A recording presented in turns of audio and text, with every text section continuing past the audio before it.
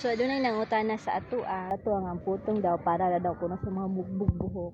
Correction mga igsoon ang putong para sa kanang babayi. Hinumdumi si Mama Maria bisan asa ka moadto nga simbahan.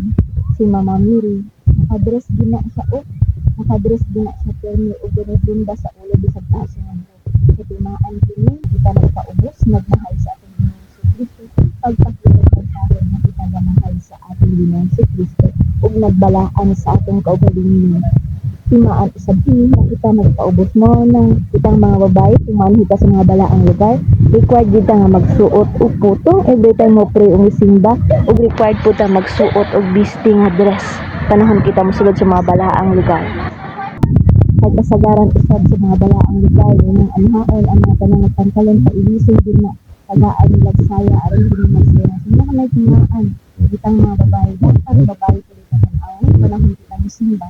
Nabi din sa Biblia kung verse 5 ng pinahanglan ang isa babae usab tan-awon kung dili manghulam sa sila